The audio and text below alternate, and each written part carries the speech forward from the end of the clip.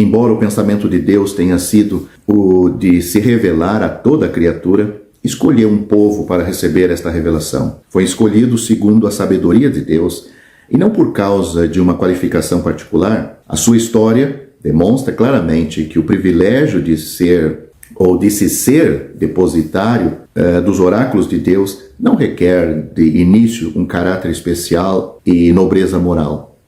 Entre a família humana surgida de Noé após o dilúvio, Abraão foi o primeiro a ser interpelado por Deus. O conhecimento do verdadeiro Deus tinha se desvanecido, misturando-se com a idolatria nascente. Naquele tempo, o testemunho de Deus era transmitido oralmente, de uma geração a outra. Apesar da longevidade da vida de então, que permitia que pelo menos 6 gerações pudessem conviver, essa transmissão oral da palavra de Deus não estava isenta de profundas falsificações.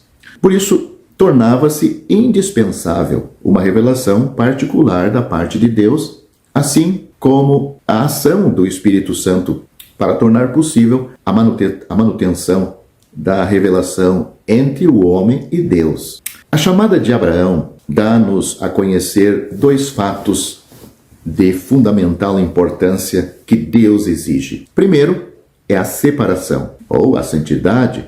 É dito para Abraão: sai da tua terra e de entre a tua parentela. E a segunda é a obediência da fé. O Senhor disse para Abraão: dirige-te à terra que eu te mostrar.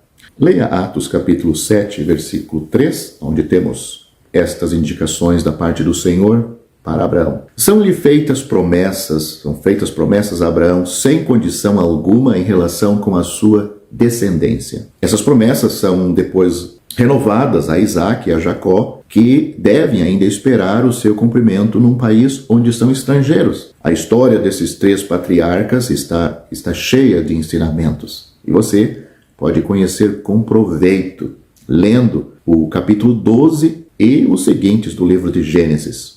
Portanto, com Abraão, Isaac e Jacó, temos a origem do povo de Israel. O nome de Israel foi dado a Jacó após os seus memoráveis encontros com Deus, quando do regresso do exílio. Você pode ler sobre isto em Gênesis capítulo 32, versículo 28, e no capítulo 35, versículo 10. Os 12 filhos de Jacó converteram-se nos pais das 12 tribos de Israel, cuja história enche o Antigo Testamento. Como Deus já tinha dito a Abraão, os descendentes do patriarca habitariam durante muito tempo num país estrangeiro, onde seriam submetidos à escravidão. Isto teve lugar no Egito, para onde José foi vendido pelos próprios irmãos e onde chegou a ser o governador do país. Depois de ter chamado para junto de si a sua família, José, para a livrar da fome, José morreu e dá-se uma mudança de dinastia no Egito. A opressão e a escravatura vieram a ser a porção deste povo, que se tinha tornado muito numeroso durante esse longo tempo lá no Egito.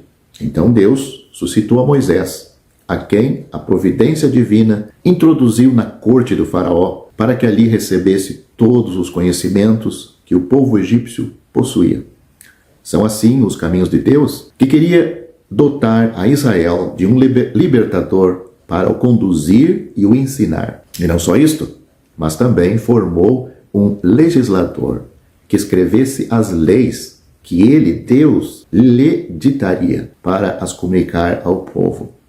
O advento de Moisés e a revelação que Deus lhe faz no Monte Horebe, diante da sarça ardente, são o ponto de partida da relação de Deus com Israel. Mas a saída do Egito, como o sacrifício da Páscoa e a travessia do Mar Vermelho, também fazem parte deste ponto de partida, sob o ponto de vista humano.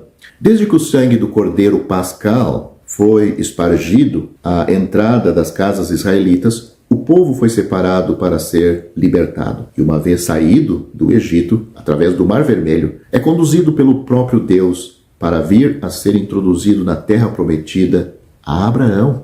Um povo de mais de 2 milhões de pessoas carecia de um legislador adequado. Porém, como provê-lo? É Deus que, mais uma vez, pela disposição dos anjos, dá a seu povo uma lei que fica como modelo no seu gênero até aos nossos dias. Nada foi deixado à mercê da fantasia do homem ou aos critérios do homem decidir. Tudo assenta sobre o que Deus ordenou a Moisés, quer no Monte Sinai, quer no meio do tabernáculo do testemunho, tanto para o culto como para a vida corrente. Os ensinamentos são sempre comunicados por Deus. O pensamento de Deus em relação ao seu povo foi comunicado a Abraão, foi mencionado a Moisés e foi confirmado uma infinidade de vezes pelos profetas. Foi objeto de louvor de Israel à beira do Mar Vermelho. O Senhor foi objeto de louvor quando eles saíram do Egito e viram seus inimigos mortos ali naquele mar.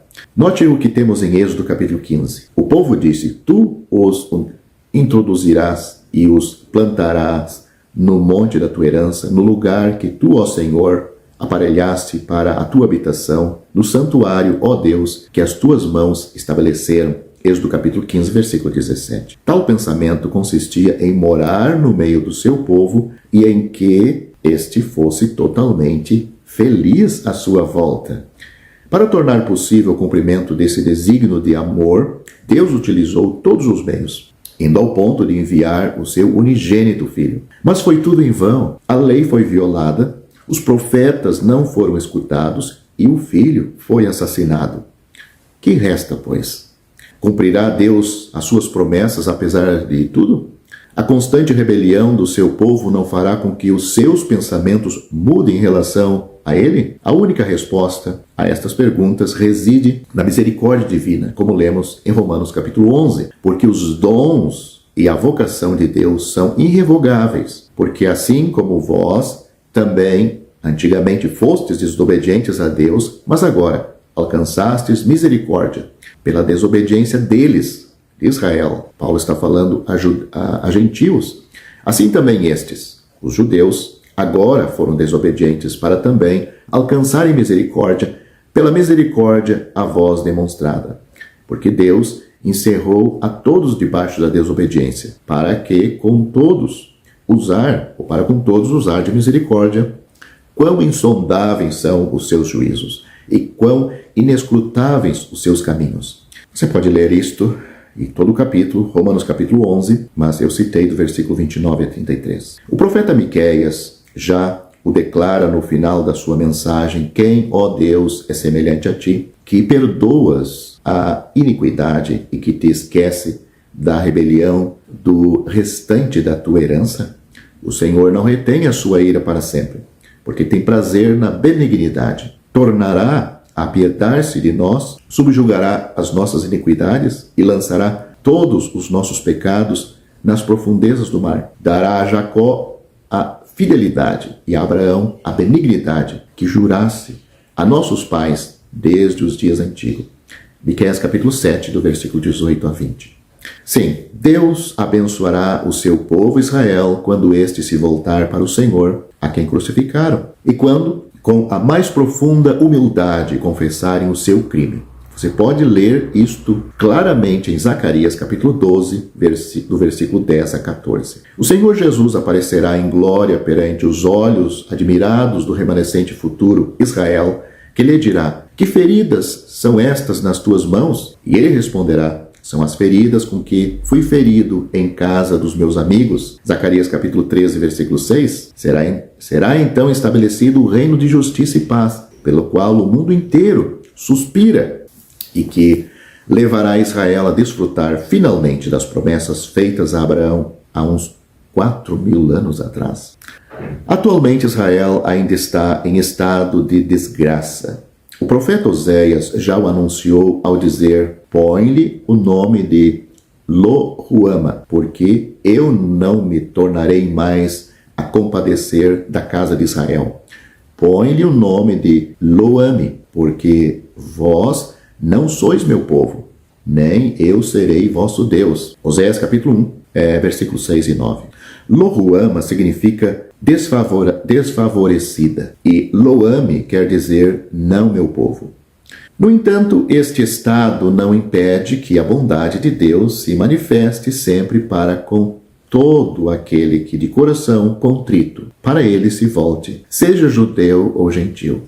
Mas o reatamento das relações privilegiadas de Deus com Israel não terá lugar senão mais tarde, quando a igreja estiver completa e todos os seus membros reunidos, judeus e gentios. Note o que a Bíblia diz: não quero, irmãos, que ignoreis que o endurecimento veio em parte sobre Israel, até que a plenitude dos gentios haja entrado, e assim todo Israel será salvo. Assim que, quanto ao evangelho, são inimigos por causa de vós, mas, quanto à eleição, são amados por causa dos pais, porque os dons e a vocação de Deus são irrevogáveis. Romanos capítulo 11, do versículo 25 ao 29. Este povo, colocado sob o juízo de Deus por causa da sua desobediência, continua sendo, não obstante, um povo privilegiado. Logo, qual é a vantagem do judeu? Ou qual a utilidade da circuncisão? Muita, sobre todos os aspectos, mas principalmente porque aos judeus foram confiados os oráculos de Deus. Paulo falou isso em Romanos capítulo 3, versículos 1 e 2.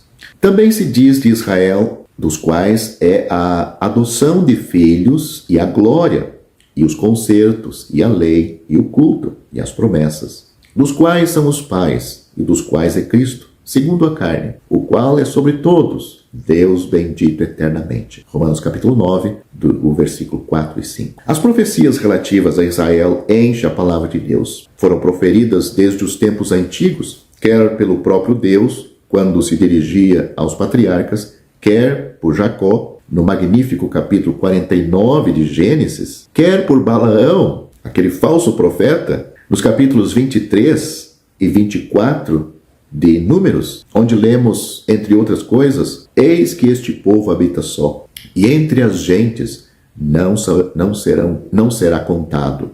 Números capítulo 23, versículo 9. O fato deste povo ter conservado a sua própria identidade, apesar da sua dispersão por todo o mundo e das inumeráveis perseguições que tem sofrido, continua sendo um mistério, demonstrando bem quão verdadeiro é a palavra de Deus. Esta nação, alta e polida, povo terrível desde o início, nação de medidas e de vexames. Isaías capítulo 18, versículo 2. Não será Israel no tempo atual? Não será maravilhoso ler tantas vezes na Sagrada Escritura descrições proféticas escritas há mais de 2000 anos referentes a Israel, que corresponde exatamente ao que lhe tem ocorrido, ao que lhe ocorre e ao que lhe há de ocorrer ainda? A característica deste povo judeu, que tem atraído sobre si o ódio e que tem suscitado a inveja entre os seus vizinhos, corresponde rigorosamente à sua história, tal como nos é revelado na palavra de Deus.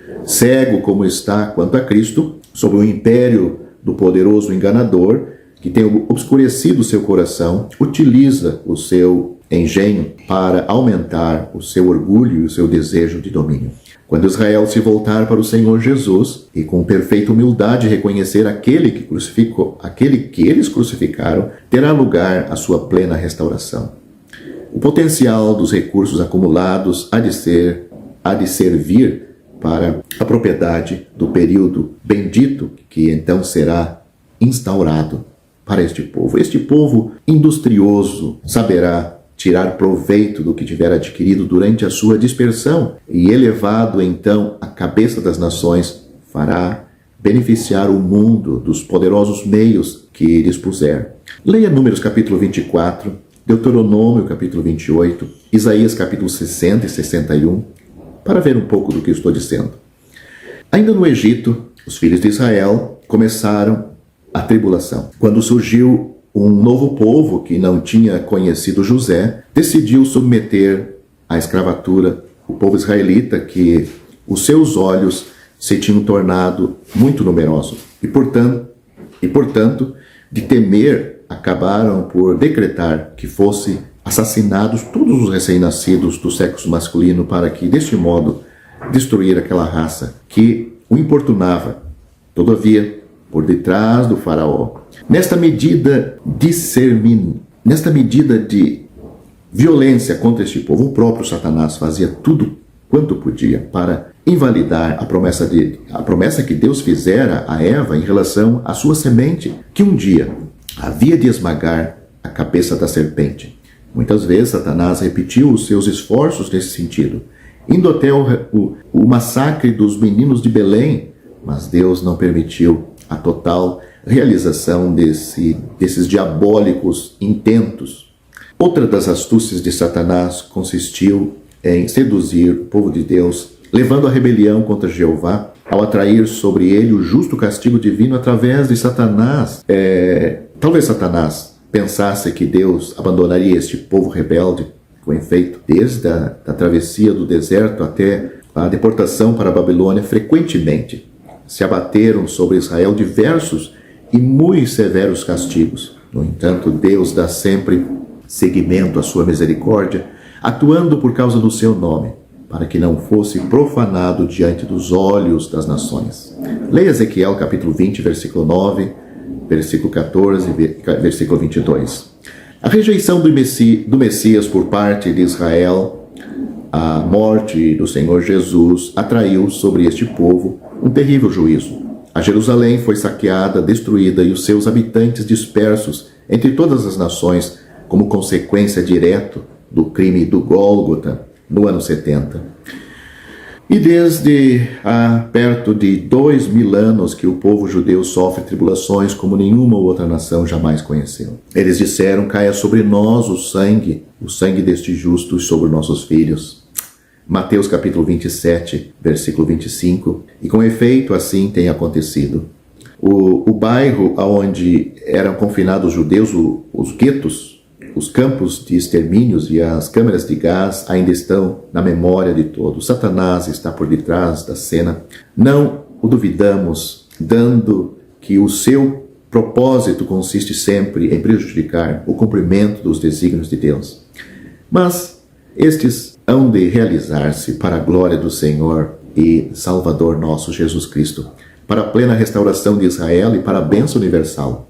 Mas até que este momento tenha lugar, haverá ainda um terrível tempo de prova para os judeus, que é chamado tempo de angústia para Jacó. Ele, porém, será livrado dela. Jeremias capítulo 30, versículo 7. Esta tribulação sem precedente, limitada a 3 anos e meio, é anunciada pelos profetas, pelo Senhor Jesus e pelos apóstolos, e termina com o glorioso advento do Senhor e a destruição do anticristo. Este sinistro personagem que se apresentará como Deus e atuará em seu próprio nome, será recebido pela nação apóstata, e muitos o seguirão no seu erro. No entanto, o remanescente fiel permanecerá unido ao seu Deus, esperando vigilante a vinda do Senhor. Este grupo, preservado no meio desse terrível período, é representado pelos 144.000 selados do capítulo 7 de Apocalipse, que formarão o núcleo do Israel futuro e a raiz deste povo, que será uma bênção na terra sobre o égide do Rei da Glória. Os 144.000 são os evangelistas que vão pregar o evangelho do reino naqueles dias. Hoje é pregado o evangelho da graça. Naqueles dias vai ser pregado o evangelho do reino entre a nação de Israel, entre as nações que estão à volta de Israel e para todos os gentios que não tiveram o privilégio de conhecer, ouvir o evangelho da graça hoje. A igreja não faz parte deste contexto de tudo aquilo que nós falamos neste vídeo. A igreja é algo totalmente à parte de Israel. Hoje, se um judeu é salvo, ele é introduzido na igreja, a igreja de Deus, o corpo de Cristo, que vai ser arrebatada a qualquer momento, num abrir e piscar de olhos, quando a última trombeta soar. Os mortos vão ressuscitar e nós, os vivos, seremos transformados a encontrar o Senhor e estes irmãos ali nas nuvens. E dali vamos para a casa do Pai. Mas depois Deus continua trabalhando aqui neste mundo. Agora, o seu objetivo e a sua atenção volta a ser a nação de Israel como nação para a bênção do remanescente, dentre toda a nação. Todo Israel não vai ser salvo, porque vai seguir o anticristo. Mas, dentre a nação, vai ser alguns salvos. E essa nação será, no milênio, a cabeça das nações, algo prometido a eles que nunca foram, por causa do seu desvio, do seu pecado e principalmente pela rejeição e a crucificação do seu Messias.